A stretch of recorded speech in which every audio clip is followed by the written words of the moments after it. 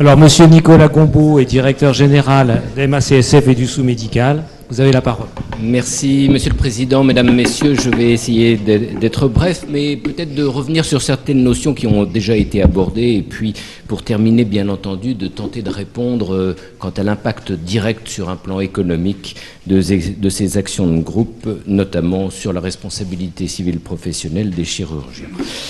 Comme on vous l'a précisé, ce texte, cet article 184 de notre loi de santé a été adopté le 17 décembre et le Conseil constitutionnel a été saisi d'un recours le 22 décembre. Il a donc un mois aujourd'hui pour se prononcer, si bien que nous pouvons attendre une promulgation du texte soit d'ici la fin du mois de janvier, soit en tout début du mois de février. Et ce qu'il est intéressant de noter, c'est que les sénateurs ont précisément, dans leur recours vis-à-vis du Conseil constitutionnel, invoqué deux moyens sur l'action de groupe quant à une éventuelle inconstitutionnalité.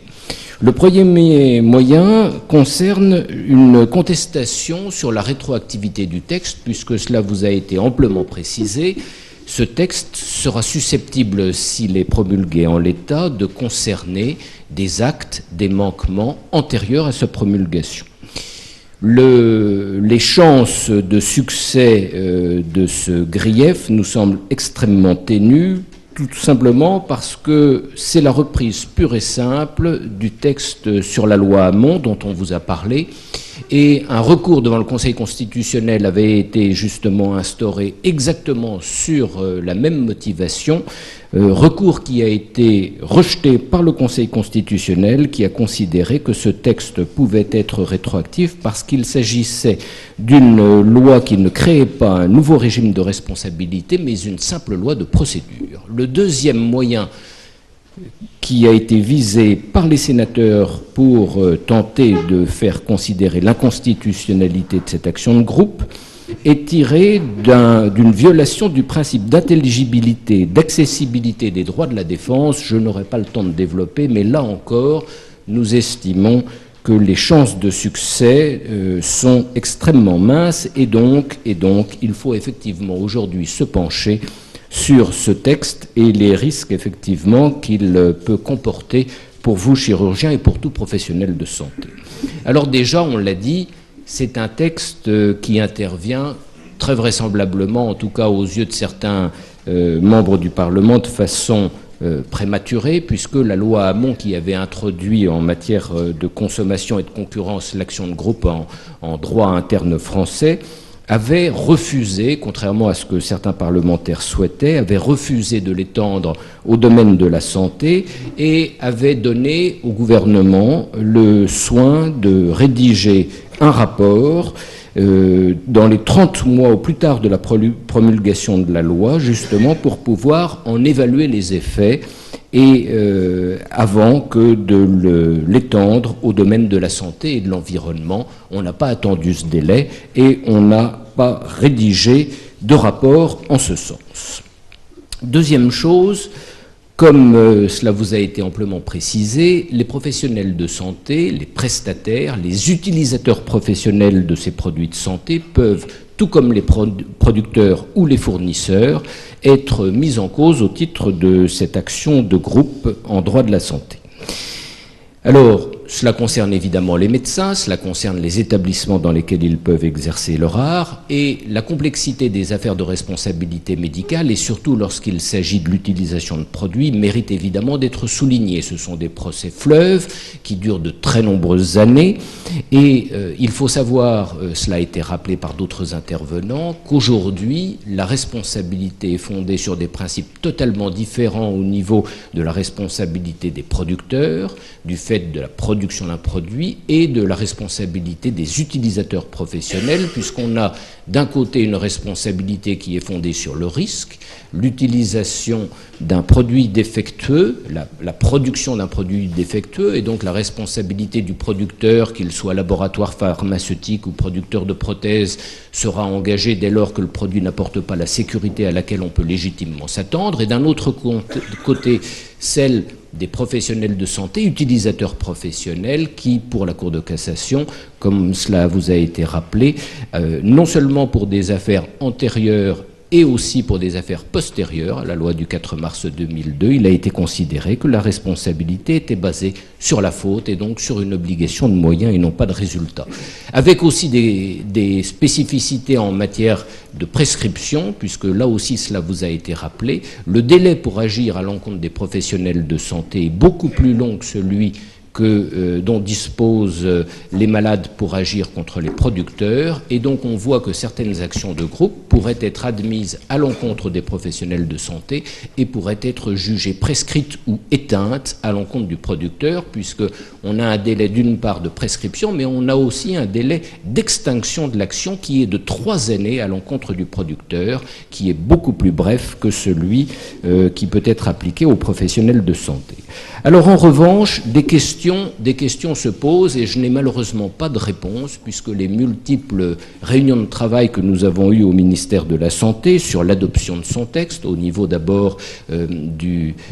l'avant-projet de texte et des réunions que nous avons eues tout au long des discussions parlementaires n'ont absolument pas permis de les lever. Et donc permettez-moi de vous présenter toutes mes excuses. Je ne ferai que soulever des questions et je n'aurai pas la prétention, parce que je n'en ai pas les moyens, d'apporter des réponses à ces questions. L'une des premières questions, à mon sens, c'est de savoir si ce texte, et c'est là pour les chirurgiens évidemment un enjeu majeur, pourra concerner des actions de groupe qui pourront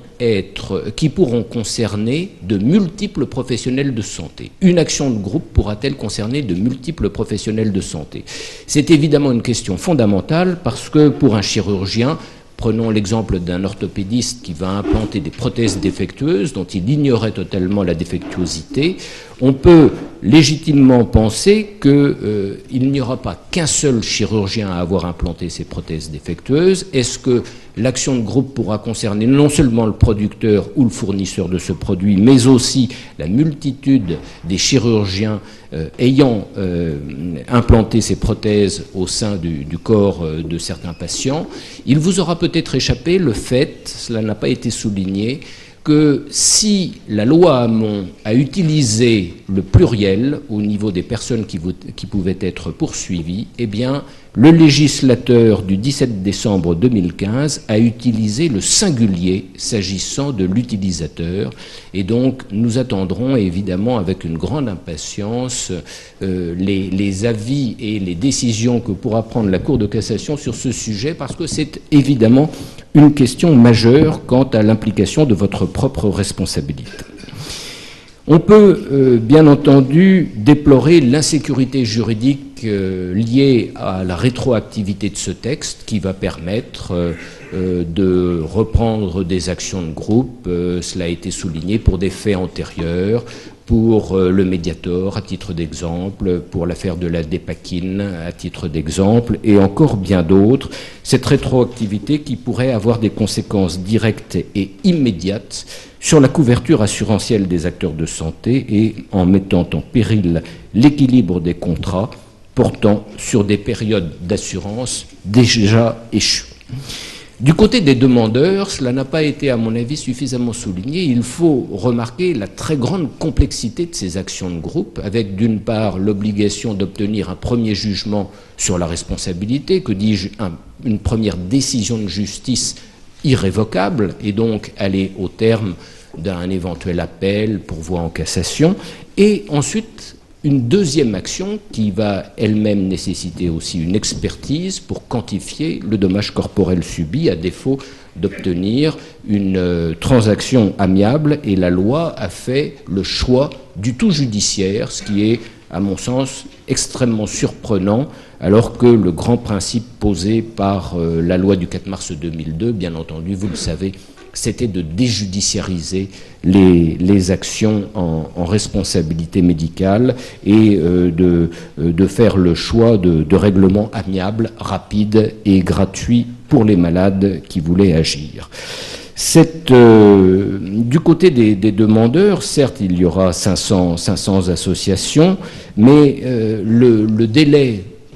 au terme duquel on pourra obtenir satisfaction pourra s'avérer extrêmement long. Et quand on compare les systèmes judiciaires européens ou outre-Atlantique dans lesquels se sont développées ces actions de groupe, on voit que certains demandeurs sont tentés, face à la complexité des actions de groupe, de faire cavalier seul, d'agir en justice de façon totalement séparée, tout simplement parce que c'est plus rapide, et très souvent cela permet d'être indemnisé bien avant les autres, et ceci d'autant plus que le problème sur lequel je voudrais maintenant intervenir et retenir votre attention est le problème du montant des indemnités à la clé de ces actions de groupe, et surtout lorsque les garanties d'assurance sont elles-mêmes limitées. Évidemment, qui dit limite dit risque d'insolvabilité vis-à-vis du responsable, et à ce moment-là, l'intérêt effectivement d'agir seul, parce que le premier venu sera le premier servi, avec un risque que pour tous les autres, on n'ait pas malheureusement la même solution, et l'affaire des prothèses PIP, sur laquelle je vais revenir dans un instant, me semble tout à fait typique de ce risque. Alors, ce montant des indemnisations, qui pourrait être mis à la charge d'un même responsable, même s'il ne reprend pas, cela a été dit, le préjudice moral ou le préjudice d'angoisse, peut être considérable.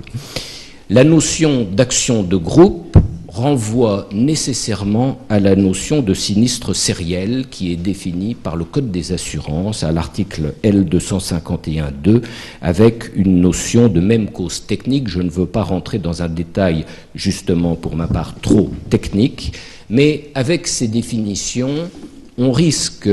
assez aisément de voir considérer cette action de groupe comme un seul et même sinistre pour le responsable. Et donc, avec les contrats d'assurance qui aujourd'hui, bien entendu, prévoient des montants de garantie par sinistre, eh bien, une limitation de ces garanties apportées. Et ceci est relativement favorable pour les producteurs. Ceci est au contraire assez problématique en ce qui concerne la responsabilité des professionnels de santé. Je voudrais développer ce point pour terminer avec l'affaire PIP que vous avez évidemment bien connue. Dans cette affaire, le tribunal de commerce et ensuite la cour d'appel de Nîmes ont décidé que la totalité des mises en cause contre PIP et contre son assureur, la société Allianz, relevait d'un seul et même sinistre, et ainsi la société Allianz n'est tenue qu'au montant de son plein de garantie pour un seul sinistre, c'est-à-dire la somme de 3 millions d'euros. Avec 3 millions d'euros, c'est clair, on n'a pas de quoi indemniser la totalité des victimes, et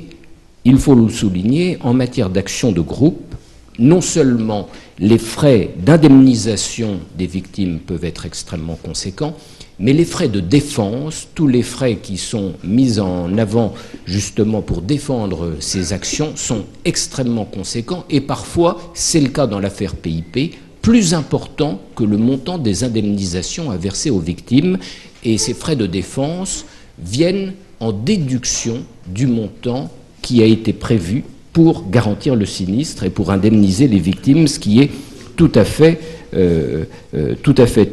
étonnant, contestable, je n'en sais rien, mais en tout cas pernicieux pour les victimes. Dans cette affaire, nous avons donc une multitude de victimes, 15 à 20 000 femmes qui se sont vues implanter des prothèses défectueuses, avec des préjudices corporels, avec une nécessité d'explantation des prothèses, avec une nécessité de replacer de nouvelles prothèses, et avec une affaire évidemment qui a des retentissements dans le monde entier, puisque de nombreuses prothèses PIP ont été placées au Brésil et dans d'autres pays. Et donc, ça n'est pas une affaire franco-française. Mais le juge a considéré que la totalité de ces réclamations relevait d'un seul et même sinistre qui est garanti par la société Allianz à hauteur de 3 millions d'euros, encore une fois, ce qui est totalement insuffisant aujourd'hui pour indemniser la totalité des victimes. Permettez-moi, à ce titre, d'émettre un vœu, c'est que, dans ce contexte, le juge ne soit pas tenté d'aller rechercher, dans un objectif évidemment de solvabiliser les indemnisations,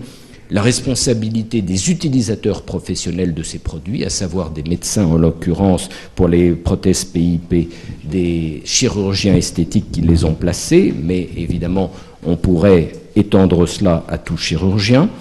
Parce que ces mêmes chirurgiens, eux, bénéficient d'une garantie d'assurance bien supérieure, puisque les montants de garantie par sinistre sont aujourd'hui fixés de façon réglementaire à 8 millions d'euros, et que, qui plus est, lorsque ces montants sont aujourd'hui dépassés, la loi prévoit que le Fonds de garantie des accidents médicaux, le FADPS, intervient pour solvabiliser et indemniser les victimes, ce qui n'est absolument pas prévu lorsque la garantie d'assurance du producteur est engagée. Le producteur paye le montant de la garantie prévue et il ne peut pas être condamné à indemniser plus, et nous n'avons aujourd'hui aucun système étatique de fonds prévu pour venir pallier une insuffisance d'indemnisation à la charge du producteur, qui sera tenu sur ses fonds propres, si ces fonds propres existent encore, dans le cadre de PIP. Évidemment, ce n'est pas le cas,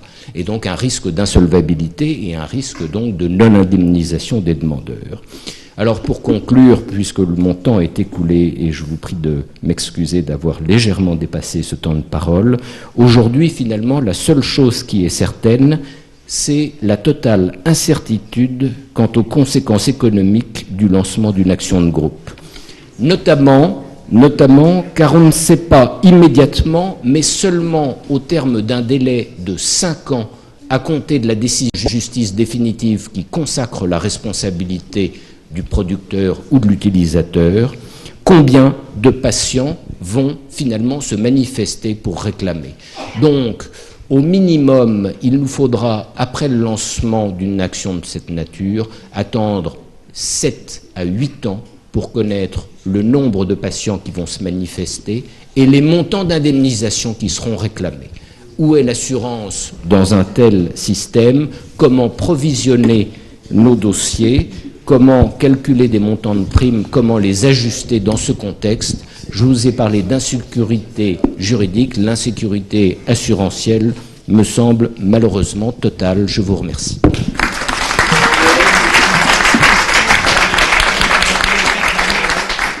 Alors, on a bien compris, on donne rendez-vous à M. Gambeau en 2024. Et maintenant, vous avez quelques questions.